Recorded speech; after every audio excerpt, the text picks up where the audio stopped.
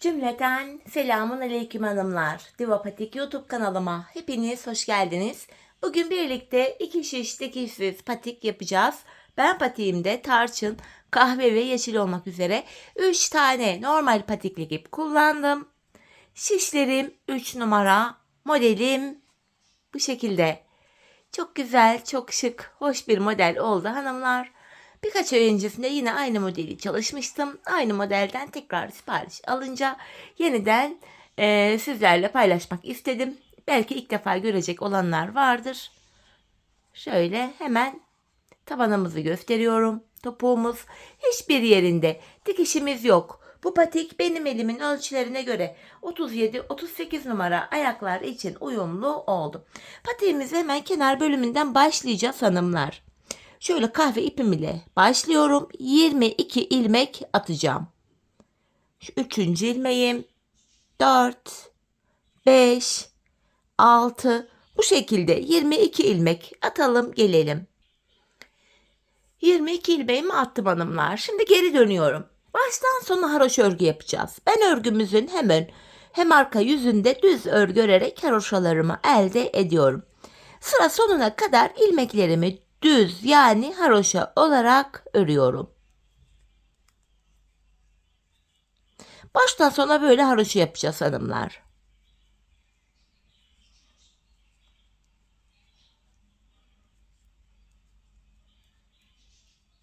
Sonuncuyu da ördüm. Şimdi geri döndüm, ön yüzdeyim. Ön yüzde olduğumuzu şöyle kabul ediyorum. Şu başlangıç ipimiz sol taraftaysa ön yüzdeyiz demektir. Burada bir diş haroşamız oluştu. Şimdi tekrar ön yüzde düz, tekrar arka yüzde düz öreceğiz. 2 diş haroşa olacak. Yeniden ön yüzde düz, arka yüzde düz öreceğiz. 3 diş haroşa olacak toplamda burada. Sonra modele başlayacağız. Buraya 2 diş haroşa daha örelim gelelim.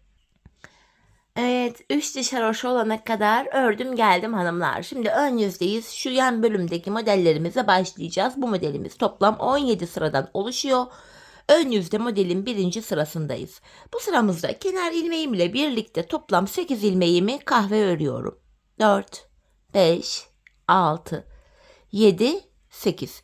Şimdi yeşil ipimi ekleyeceğim. Buraya yeşil ipim ile 2 ilmek örüyorum. Şu birinci ilmeğim.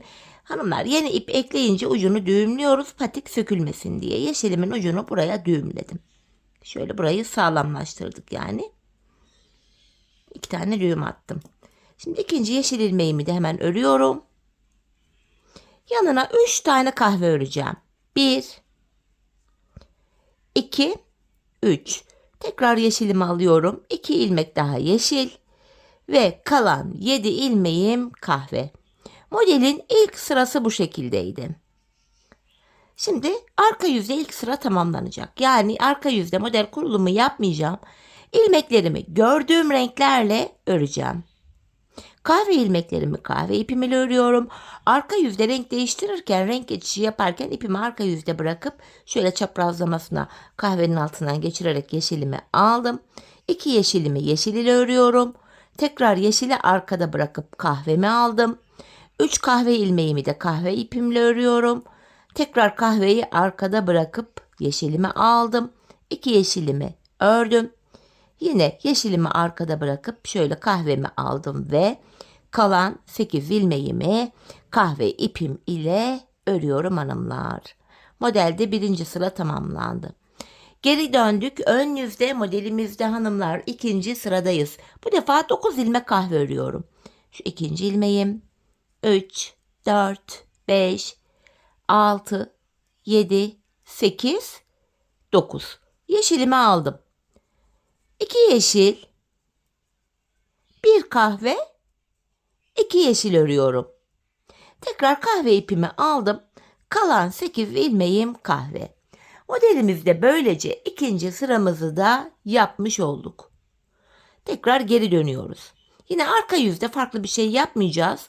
İlmeklerimizi gördüğümüz renklerle haroşa öreceğiz. Yeşil ilmeklerime geldim. 2 yeşilimi yeşil ile örüyorum. Yine renk geçişlerinde ipi arka yüzde bırakıyoruz. 1 kahvemi kahve ile ördüm. Tekrar 2 yeşilim var. Yeşil ile ördüm. Ve kalan ilmeklerim kahve. Böylece ikinci sırada tamamlandı.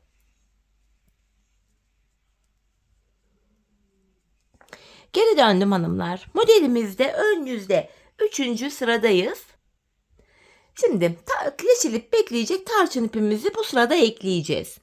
10 ilmek kahve örüyorum. Kenar ilmeği 1, 2, 3, 4, 5, 6, 7, 8, 9, 10. Buraya 3 ilmek tarçın öreceğim. Şu birinci ilmeğim. Yine bu tarçın ipimin ucunu da düğümleyeceğim. Hemen 2 tane düğüm atıyorum.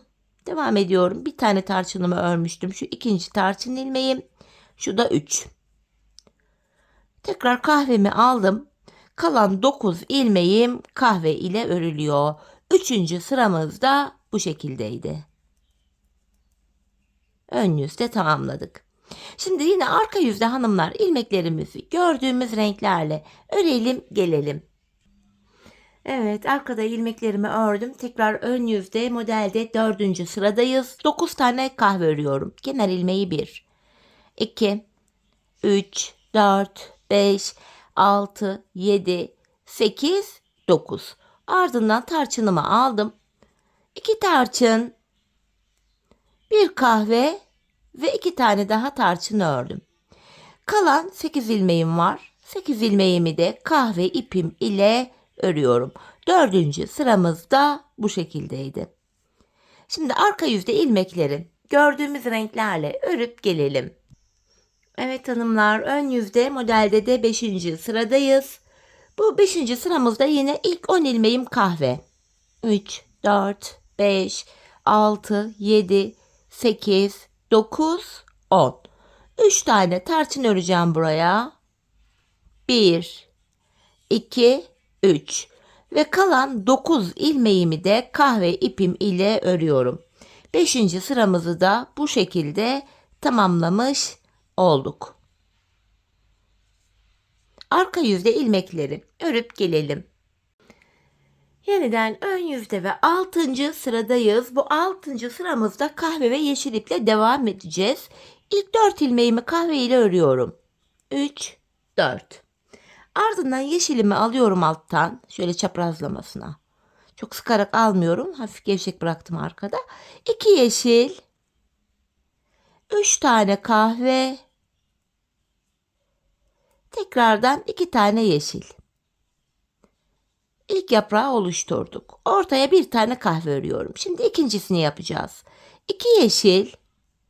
Kahvemi aldım. 3 kahve. Tekrardan 2 tane yeşil örüyorum.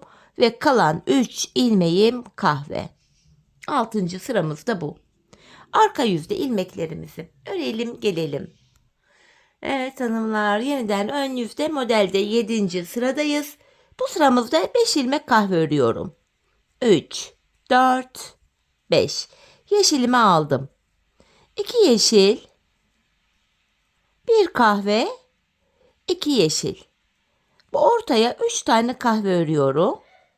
Şimdi ikinci desene başlıyoruz. Tekrardan buraya da 2 yeşil, 1 kahve, 2 yeşil. Kahve ipimi aldım. Kalan 4 ilmeğim kahve. 7. sırayı da yaptık. Arka yüzde ilmekleri örelim gelelim. Evet hanımlar, yeniden ön yüzde modelde 8. sıradayız. Bu sıramızda da ilk 6 ilmeğim kahve. 2, 3, 4, 5, 6. Bu defa tarçın ipimle devam edeceğim. Alttan tarçın ipimi şöyle aldım çaprazlamasına. Buraya 3 tane tarçın örüyorum. Kahvemi aldım. Ortaya 5 ilmek kahve. 1, 2, 3, 4, 5. Tekrardan 3 tane tarçın. Ve kalan 5 ilmeğim kahve. 8. sırada böyleydi. Arka yüzde örelim gelelim. Evet, şimdi ön yüzde modelde 9. sıradayız. 5 kahve örerek başlıyorum.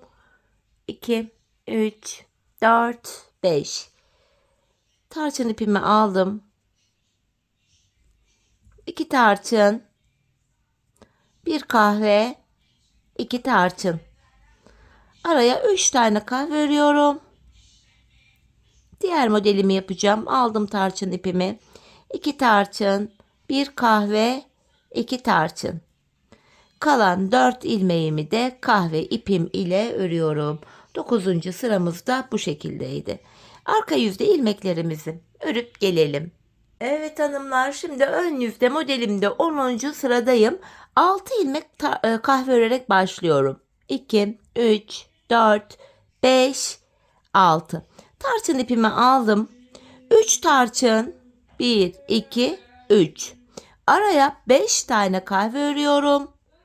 3, 4, 5 ve tekrar tarçın ipimi aldım. 3 tane tarçınımı örüyorum ve kalan 5 ilmeğim kahve. 10. sıramızı da tamamladık. Arka yüzde ilmeklerimizi örüp gelelim. Evet hanımlar, modelde ön yüzdeyiz. 11. sıradayız. 11. sıramızda ilk 5 ilmeğim kahve.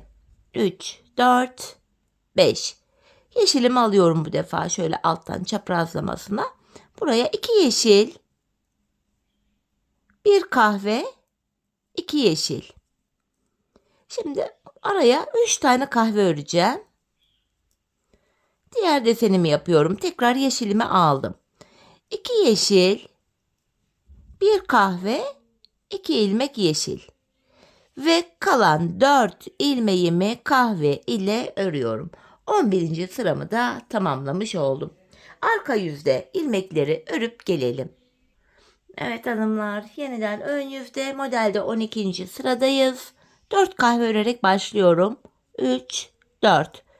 Çaprazlamasına yine yeşilimi aldım.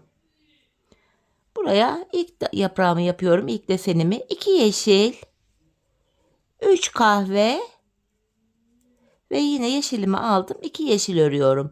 Bu defa araya 1 kahve ördüm. İkinci deseni yapacağız buraya. 2 yeşil, 3 kahve, 2 yeşil. Ve kalan 3 ilmeğim kahve. Bu şekilde 12. sıra buydu. Şimdi arka yüzde ilmeklerimizi örelim gelelim. Evet hanımlar, yeniden ön yüzde ve modelde 13. sıradayız. 13. sıramda 10 ilmek kahve öreceğim. Kenar ilmeğim 1, 2, 3, 4, 5, 6, 7, 8, 9, 10. 10 kahvemi ördüm. Alttan tarçınımı alıyorum. Şöyle. Buraya 3 tane tarçın. 1, 2 ve 3. Kalan 9 ilmeğimi de kahve ipim ile örüyorum. Böylece modelimizin 13. sırasını da tamamlamış oluyoruz. Arka yüzde ilmeklerimizi örelim gelelim. Evet, yeniden ön yüzde modelde 14. sıradayız. 9 kahve örerek başlıyorum. 2, 3, 4, 5, 6, 7, 8, 9. Tarçın ipimi aldım. 2 tarçın, ortaya 1 kahve, tekrar 2 tarçın ördüm. Kalan 8 ilmeğim de kahve. 14. sıramız da bu şekildeydi. Yine arka yüzde ilmekleri örelim gelelim. Evet, arka yüzde ilmeklerimi ördüm. Ön yüzde 15. sıradayız. 10 kahve öreceğim. Kenar ilmeği 1, 2, 3, 4, 5, 6, 7, 8, 9, 10. Ortaya 3 tane tarçın ve kalan 9 ilmeğim kahve. 15. sıramızı da tamamlamış olduk hanımlar. Arka yüzde ilmeklerimizi örelim gelelim. Evet hanımlar, yeniden ön yüzde 16. sıradayız. Bu 16. sıramda 9 kahve örüyorum. Kenar ilmeği 1, 2, 3, 4, 5, 6, 7, 8, 9. Yeşilimi aldım. Buraya 2 ilmek yeşil, 1 tane kahve ve 2 ilmek daha yeşil ördüm. Kalan 8 ilmeğim kahve. 16. sıramızda bu şekilde. arka yüzde ilmeklerimizi örüp gelelim. Evet hanımlar, modelde 17. ve sonuncu sıraya geldik.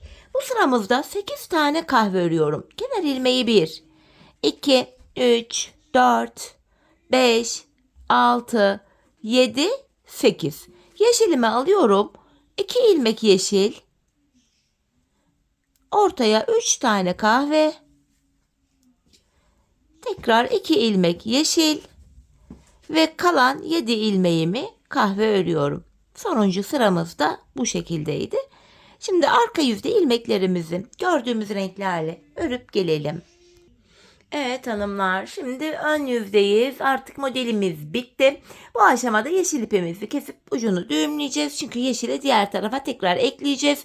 Tarçın ipimi kesmeyeceğim. Ön desenleri yaparken yine aynı ipimi kullanacağım. Şimdi model bitti. Buraya hanımlar bu kahve ipimiz ile 3 diş haroşa öreceğiz. Başlangıçta olduğu gibi.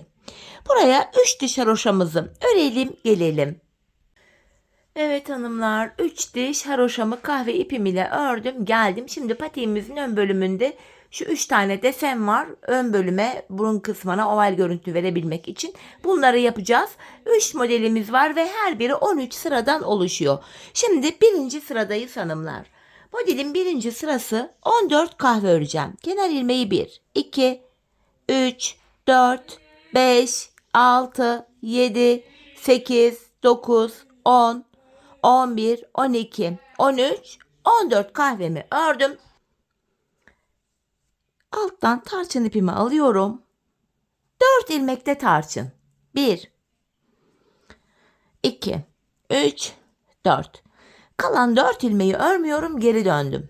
Arka yüzde hanımlar şöyle, bakın 4 ilmeği bıraktık burada. İlk ilmeği düz örerek başlıyorum. Arka yüzde de yine ilmeklerimizi gördüğümüz renklerle örüyoruz. Bakın tarçın ilmeklerimi ördüm. Çaprazlamasına ipimi değiştirdim. Kalan 14 kahve ilmeğimi de kahve ipim ile örüyorum. Modelde birinci sıramız bu şekildeydi. Şimdi geri dönüyorum ön yüzde. Modelde ikinci sıradayım. 12 kahve öreceğim. Kenar ilmeğim 1, 2, 3, 4, 5, 6, 7, 8, 9, 10, 11, 12.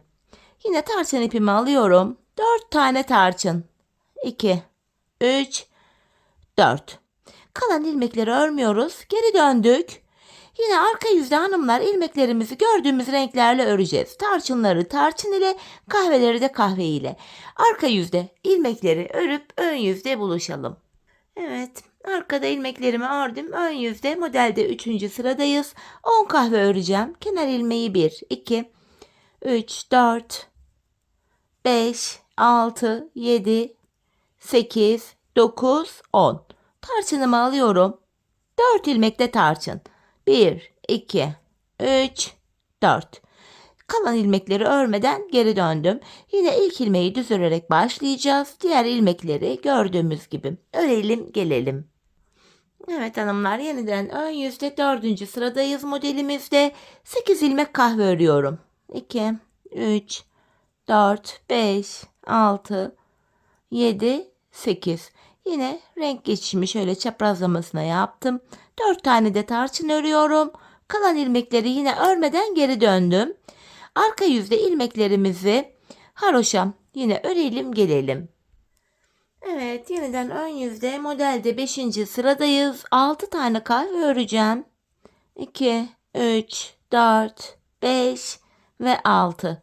Tarçınımı alıyorum. 4 tane de tarçın. Tekrardan geri döndüm. Yine arka yüzde ilmeklerimizi örelim gelelim. Evet hanımlar, tekrar ön yüzde modelimde 6. sıradayım. 4 tane kahve örüyorum. 2, 3, 4. Tarçınımı aldım. 4 tane de tarçın. 2, 3 ve 4. Geri dönüyorum. Arka yüzdeyim. Arka yüzde yine ilmeklerimi gördüğüm renklerle örüyorum. 6. sıramızda bu şekilde tamamlanıyor. Şimdi tekrar geri döndüm. Ön yüzde 7. sıra, tam modeli ortalıyoruz burada. 13 sıradan oluşuyordu. 7. sıramda ilk 3 ilmeğim kahve. Tarçınımı aldım. Buraya 2 tane tarçın örüyorum. Tekrar kahvemi aldım.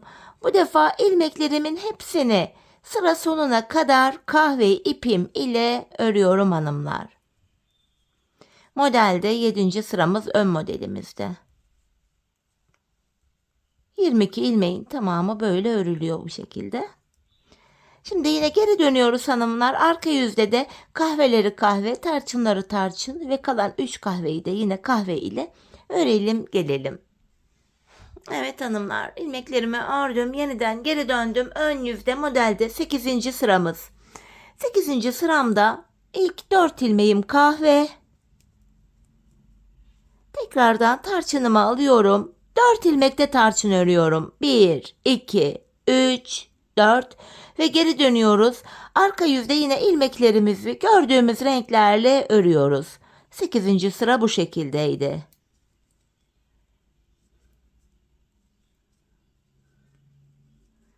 Tekrar geri döndüm. Ön yüzde modelde 9. sıram. Bu defa 6 tane kahve örüyorum. 5, 6. Tarçınımı aldım. 4 tane de tarçın. Şu 2, 3, 4. Tekrar geri dönüyoruz. Yine hanımlar arka yüzde ilmeklerimizi gördüğümüz renklerle örelim gelelim. Evet, yeniden ön yüzde modelde 10. sıradayız. 10. sıramda 8 tane kahve örüyorum. 6, 7, 8. Tarçınımı aldım. 4 tane de tarçın. Ardından geri dönüyoruz ve yine arka yüzde ilmeklerimizi örüp gelelim.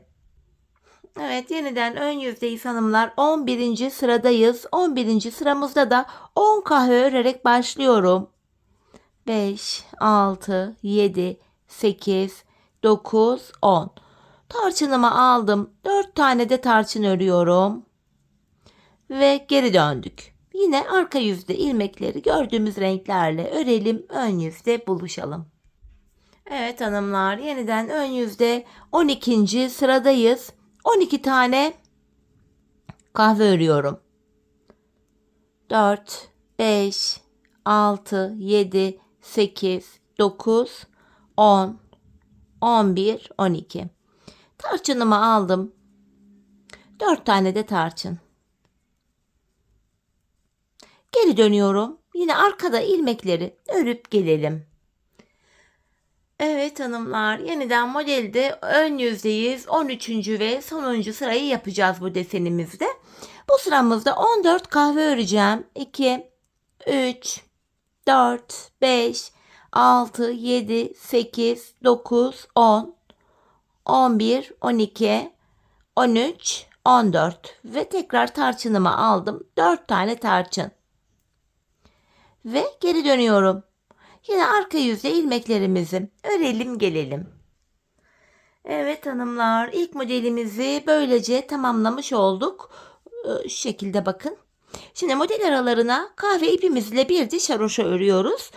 Tarçın ipimizi kullanmıyoruz. 22 ilmeğin tamamını sıra sonuna kadar öreceğiz. Arka yüzde de yine öreceğiz. Kahve ile bir diş haroşa olacak. Bu şekilde bir diş haroşamızı örelim gelelim. Evet hanımlar, bir diş haroşamı ördüm geldim. Şimdi 13 sıradan oluşan bu ön modeli ikinci kez tekrar edeceğiz. Yapacağımız işlem aynı. Aynı hizada aynı sayılarla modeli yapacağız. İlk sırasında bakın kafanız karışmasın, size tekrar göstereceğim. Bu modelin ilk sırasında ne yapmıştık? İlk 14 ilmeği kahve ile ördük. 3, 4, 5, 6, 7, 8, 9, 10, 11, 12, 13, 14. Ardından şöyle tarçın ipimi aldım ve 4 tane de tarçın ördüm. Geri döndüm. Tekrar arka yüzde ilmeklerimi sıra sonuna kadar gördüğüm renklerle ördük.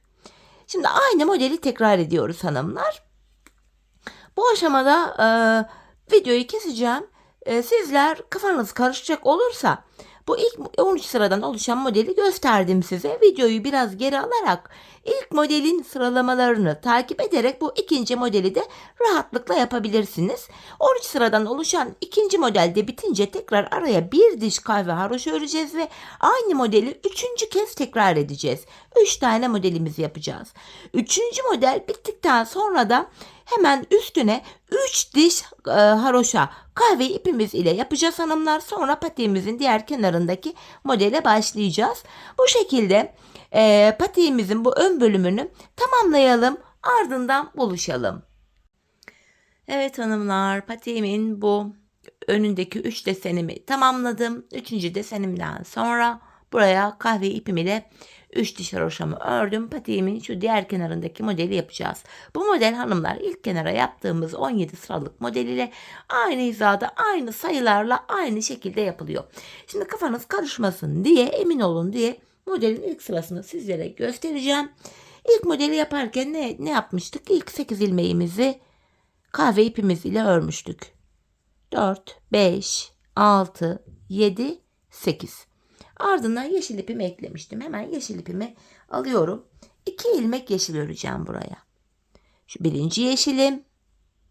Ve yine yeşilimin ucunu düğümleyeceğim. Şöyle. 2 tane düğüm attım. Şu da ikinci yeşil ilmeğim. 2 yeşilden sonra 3 kahve örmüştüm. 1, 2 ve 3. Tekrardan 2 tane yeşil. Kalan 7 ilmeğimiz kahve. Modelin ilk sırasını aynı şekilde oluşturduk hanımlar ön yüzde. Şimdi arka yüzde ilmekleri gördüğümüz gibi öreceğiz. Ön yüzde modelin ikinci sırasıyla devam edeceğiz. Bu aşamada şu ilk modelin buraya bakarak modeli rahatlıkla bu tarafa da kurabilirsiniz. Bakarak yapamıyorum diyenler varsa da videoyu tamamen başa alarak buradaki modellerin her sırasını zaten tek tek belirttim, gösterdim. Buradaki videoyu geri alarak bu sıralamaları takip ederek burada 17 sıradan oluşan aynı modeli aynı şekilde kurabilirsiniz. 17 sıradan oluşan model bitince yine buraya bakın başlangıçta 3 diş haroşamız vardı. Model bitiminde de buraya tekrardan kahve ipimizle 3 diş haroşamızı öreceğiz. Bu bölüme kadar patiğimizin diğer bu sağ kenarını da tamamlayalım hanımlar. Ardından buluşalım. Evet sevgili hanımlar, patiğimin diğer kenarındaki modelimi de tamamladım. Modelimden sonra bu tarçın ve yeşil ipimi kesip uçlarını arkaya düğümledim. Ardından 3 diş haroşamı da kahve ipim ile ördüm. Kenarımızı bitirdiğimize göre ilmeklerimizi ikişer ikişer toplayarak kesiyoruz şimdi. Böylece patiğimizi tamamladık. Burada biraz gevşek bir kesim yapıyorum hanımlar. Çünkü patiğimizin topuk bölümünü yaparken kesim yaptığımız kenar ilmek yerlerinden ilmekler çıkartacağız. İlmekleri kolay çıkartabilmek için gevşek bir kesim yapmamızda fayda var. İlmeklerin tamamını kesiyorum.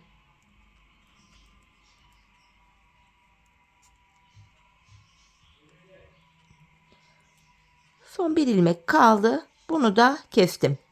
Hemen şuraya 2 tane zincir atacağım ve ipimi kesiyorum. Evet, patiğimizin üst bölümünü böylece tamamladık. Şimdi patiğimizin tabanını yapacağız hanımlar. Şu geniş bölümden, yani şuradan ilmekler çıkararak tabanımızı öreceğiz. Yine kahve ipim ile şöyle tabanda bir tık uzun şiş kullanacağım. Kapalı uçlu şiş. Dileyen misinalı şiş de tercih edebilir. Hemen şu kenarda bakın. İlk kenar ilmek yerine ilmeğin 2 kanadına birden girerek ilk ilmeğimi çıkarıyorum.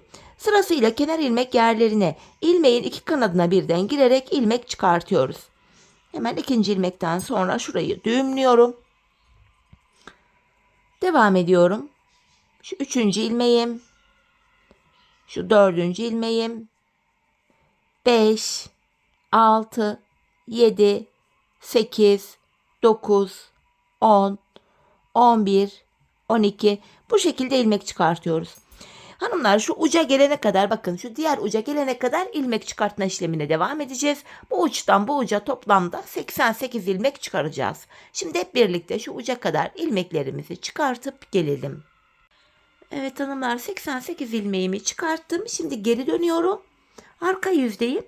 Arka yüzde kenar ilmeğimi aldıktan sonra ilmeklerimi sırasıyla düz, yani haroşa örüyorum. Bu şekilde sıra sonuna kadar haroşa örelim gelelim. Evet, ilmeklerimi ördüm hanımlar. Burada bir diş haroşamız oluştu. Şimdi burundan başlayarak taban kesimlerini yapacağız. Öncelikle hanımlar buruna 8 ilmek ayırıyoruz. Toplam 88 ilmeğim vardı. 8'i çıkarınca geriye 80 ilmek kalıyor. 80 ilmeği de iki yana eşit paylaştırınca yanlara 40'ar ilmek düşüyor. Tabanımızı örebilmek için öncelikle kenar ilmeğimiz ile birlikte bu ilk 40 ilmeğimizi örmemiz gerekiyor. Bu ilk 40 ilmeğimizi örelim gelelim. 40 ilmeğimi ördüm hanımlar. Şimdi patiğimizin burun kısmı için 8 ilmek daha öreceğim ortaya. 1, 2, 3, 4, 5, 6, 7 ve 8. Saydığımda bu kenarda da 40 ilmek kalıyor. 8 ilmekten sonra geri dönüyoruz. Taban bölümde ipimiz hep karşıda olacak ve ilk ilmeği örmeden alacağız. Şu ikinci ilmeğim 3, 4, 5, 6, 7, 8. Tekrar geri dönüyorum. 8 ilmek ile buraya bir diş haroşamızı yaptık hanımlar. Taban 12 ilmek olacak. 12 ilmek olana kadar da her sırada kenardan ikişer ilmek keseceğiz. Kesim yaptığımız ilmeği de ortaya ekleyeceğiz. Şöyle ki yine ipim karşıda ilk ilmeğimi aldım. Önce 8 ilmeğimi örüyorum. 2, 3, 4, 5, 6, 7, 8. Hemen kenardan 2 ilmek keserek ördüm. Kesimi de ortaya ekledim. 9 oldu böylece. Geri dönüyorum. Yine ip karşıda ilk ilmeğimi aldım. Şimdi 9 ilmeğimi örüyorum. 3, 4, 5, 6, 7, 8, 9. Hemen kenardan 2 ilmek keserek ördüm. Bunu da ortaya ekledik. 10 ilmek oldu. Yine geri döndüm. İp karşıda ilk ilmeğimi örmeden alıyorum. 10 ilmeğimi öreceğim. 4, 5, 6, 7, 8, 9, 10. Hemen kenardan yine 2 ilmek keserek ördüm. 11 oldu. Geri dönüyorum. Yine ip karşıda ilk ilmeğimi örmeden aldım. 11 ilmeğimi öreceğim. 4, 5, 6, 7, 8, 9, 10, 11. Şimdi de bu kenardan 2 ilmek keserek ördüm. 12 ilmek oldu. Artık 12 ilmek ile tabanımız devam edecek. Bu aşamada yapacağımız işlem şu. 11 ilmek öreceğiz. 12. ilmekte kesim yapacağız. Hemen devam edelim. Yine ipim karşıda ilk ilmeğimi aldım. 2, 3, 4, 5, 6, 7, 8, 9, 10, 11. 12. ilmekte yandan da bir ilmek alıp ikisini kestim. Geri dönüyorum. Yine ipim karşıda ilk ilmeğimi örmeden aldım. Tekrar 11 ilmek öreceğiz. 2, 3, 4, 5, 6, 7, 8, 9, 10, 11. 12. ilmekte yandan da bir ilmek alıp ikisini kesiyoruz. Tekrar geri döndüm. Yine ipim karşıda ilk ilmeğimi aldım. 11 ilmek örüyorum. 4, 5, 6, 7, 8, 9, 10, 11. 12. ilmekte kesimimi yapıyorum. Tekrar geri döndüm. Yine ip karşıda ilk ilmeğimi aldım. 2, 3, 4, 5, 6, 7, 8, 9, 10, 11. 12. ilmekte kesimimi yapıyorum. Tabanımız 12 ilmek ile böyle örülecek hanımlar. Biz bu kesme işlemine sağ ve sol şişimizde şu yanlarda 3'er ilmek kalana kadar devam edeceğiz. Şu iki şişte de kenarda 3 ilmek kalacak. Şimdi hep birlikte tabanımızı bu şekilde keselim, ardından buluşalım. Evet hanımlar, tabanımda yanlarda 3'er ilmek kalana kadar ördüm geldim bu bölümü. Şimdi kesimlere devam edeceğim. Yine ip karşıda ilk ilmeğimi örmeden aldım. Tekrar tabanımda son bir ilmek kalana kadar örüyorum. Yani ilk 11 ilmeğimizi örüyoruz. 12. ilmekte yandan da bir ilmek alıp ikisini kestik. Bakın burada 2 ilmek kaldı. Ardından geri dönüyorum. Yine ipim karşıda ilk ilmeği örmeden aldım. Hemen ardından öndeki 2 ilmeğimi keserek örüyorum. Ekstra bir kesim yaptık. Şimdi burada son 3 ilmek kalana kadar öreceğim tabanımda. Kenardaki son 3 hariç bu taban bölümünde son 3 kalana kadar ördüm. Yine öndeki 2 ilmeği kesiyorum. Sonuncu ilmeği örerken yandan da bir ilmek alıp ikisini kestim. Tekrar geri dönüyorum. Bakın buralarda 2'şer ilmek kaldı. Yine ip karşıda ilk ilmeğimi örmeden aldım. Tabanımda son 1 ilmek kalana kadar örüyorum. Sonuncu ilmeği örerken yandan da bir ilmek alıp ikisini kestim. Şu kenarda bir ilmek kaldı böylece. Geri döndüm. İlk ilmeğimi aldıktan sonra öndeki iki ilmeğimi keserek örüyorum. Şimdi yine tabanda 3 ilmek kalana kadar öreceğim. Yine öndeki iki ilmeği kesiyorum. Bu sonuncuyu örerken kenardan da bir ilmek alıp ikisini keserek ördüm. Yanlarda birer ilmeğimiz kaldı hanımlar. Tekrar ipim karşıda, ilk ilmeğimi örmeden aldım. Artık son bir ilmek kaldı kenarda. Burada son iki ilmeğim kalana kadar ördüm. Son iki ilmeğimi kesiyorum. İlmek kalmadı burada şimdi. Geri döndüm. Yine ipim karşıda, ilk ilmeğimi aldım. Öndeki ikiyi kesiyorum. Tabanda son 3 kalana kadar yine bakın ördüm. Tekrar buradaki öndeki iki ilmeği de kesiyorum ve sonuncuyu örerken şu kenardaki ilmeğimi de alıp üçünü bir, ikisini bir ördüm. Geri döndük. Bakın burada 6 ilmek kaldı. 6 ilmek ile şu arka bölümü yapacağız hanımlar. Yine haroşaya devam ediyoruz. İpim karşıda, ilk ilmeğimi örmeden aldım. Son 2 kalana kadar örüyorum. Son 2 ilmeğimi kestim. Böylece hanımlar burada 5 ilmek kaldı. Bu aşamada hemen şuralarda kenar ilmek yerleri var. İlk kenar ilmek yerine ilmeğin iki kanadına birden girerek ilmek çıkarttım. Tekrar 6 ilmeğim oldu. Bu şekilde hem patiğimizin arkasını örmüş oluyoruz hem de arka bölüm şu kenarlara eklenmiş oluyor. İlmek çıkarttıktan sonra geri döndüm. İp karşıda, ilk ilmeğimi örmeden aldım. Yine 2 ilmek kalana kadar örüyorum. 2 ilmeğimi kesiyorum. Bu sağ kenarda ön yüzde ilmek çıkaracağım. Geri döndüm. Hemen şuradaki ilk ilmek yerine girerek buradan da bir ilmek çıkarttım. Tekrar 6 ilmek oldu. Patiğin arka topuk bölümü böyle yapılacak. Son 2 kalana kadar örüyoruz. Son 2'yi kesiyoruz. Sıradaki kenar ilmek yerinden ilmek çıkartıyoruz. Geri döndüm. İp karşıda, ilk ilmeğimi aldım. Yine aynı işlemi yapacağım. Burada 2 kalana kadar örüyorum. 2 ilmeği kestim. Geri dönüyorum. Bir sonraki yere girerek ilmek çıkartıyorum. Patiğimizin arkası 6 ilmek ile böyle örülecek. Biz bu işleme şu son kenar ilmek yerlerine gelene kadar devam edeceğiz. Şimdi topuğumuzu örelim, ardından buluşalım. Evet hanımlar, son kenar ilmek yerlerine gelene kadar patiğimin şu topuk bölümünü tamamladım. Şimdi ikişer ikişer toplayarak ilmeklerimi kesiyorum. Bu şekilde ilmeklerimi keseceğim. Şurada da ipimiz var, atlatarak götürelim, gizlenmiş oluyor böylece. Patiğimizin örgü bölümünü burada tamamlamış olduk. Kenar tığlamamız var, tek sıradan oluşan. Şimdi onun yapılışını da sizlere anlatacağım. Evet, ilmeklerimi kestim hanımlar. Kenarda böyle tümsek bir görüntü oluşmasın diye hemen tığım ile şu dibine batarak hemen şuraya, burayı bir düzlüyorum. Ardından 2 tane de zincir çekip ipimi kestim. Hemen şu iplerimizin uçlarını şu arka ilmek aralarına gizleyelim hanımlar. Hemen şunları bir gizleyelim. Zaten ayağı giydikten sonra bunlar dışarı çıkmasın. Hoş bir görüntü olmaz. Şu bitiş ipimiz, bir de kenarımızdan kalan ipimiz. Bu iplerimi de şöyle alıyorum. Yine zincir tekniğiyle tekrar düğümleyeceğim hanımlar şuraya. Şöyle. Bunları da gizliyorum. Hem sağlam oluyor, hem böyle arkada ipler görünmüyor. Evet, patiğimizin örgü bölümünü tamamladık. Ben kenar tığlamamda yine bu tarçın ipimi kullandım. Öncelikle tığım ile şöyle bir ilmek oluşturuyorum. Şöyle. Hemen şu kenarına şuraya batarak ilmeğimi sabitledim. Yapacağım işlem şu. İpimi tığıma doluyorum. Sıradaki kenar ilmek yerine ilmeğin iki kanadına birden batarak ilmek çıkartıp tığımdaki ilmekleri topluyorum. İpimi tığıma doladım. Kenar ilmek yerine batarak ilmek çıkarttım. Tığımdaki ilmekleri topladım.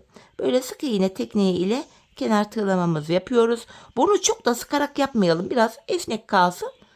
Yoksa patik boğazı dar olur. Patik ayağa girmez, zor girer. Bu nedenle hafif şöyle bakın esneklik payı olacak. Şimdi hanımlar patiğimizin çevresini şöyle bu şekilde şu ilk başladığımız yere kadar yapalım gelelim. Evet, patiğimin çevresini dolandım geldim hanımlar. Buraya da bir tane artık bir zincir çekip ipimi kesiyorum. Patiğimizi burada tamamladık. Hemen bu ipimin ucunu da gizleyeceğim. Patik burada bitti. Çok kolay, güzel bir model oldu. Ayağı saran, ayağa oturan bir model. Pastel tonlar tercih ettim. Sizler dilediğiniz renkleri uygulayabilirsiniz hanımlar. İstediğiniz renklerle modelinizi yapabilirsiniz. Ben fikir amaçlı paylaşıyorum bu şekilde. Zaten bu modelim de siparişti. Evet, bakın patiğimiz görüntü itibariyle bu. Hemen manken ayağıma da giydireceğim. Birlikte modelimizin ayaktaki duruşuna da bakalım. Ben çok beğenerek, çok severek yaptım modelimi. Umarım sizler de benimle birlikte beğenerek, severek yaparsınız. Yapacak olanlara da şimdiden kolay gelsin diyorum. Bakın hanımlar, patiğimizin sağı solu, tabanı. Bakın şöyle düzelteyim şöyle. Patiğimizin topuk kısmı. Model bu. Hemen şöyle göstereyim, bakın. Evet hanımlar, yine birlikte güzel bir modelin daha sonuna geldik. Umarım sizlere faydalı, hoş bir video olmuştur. Yeni modellerde, yeni videolarda buluşmak dileğiyle. Şimdilik hoşça kalın, sağlıcakla kalın.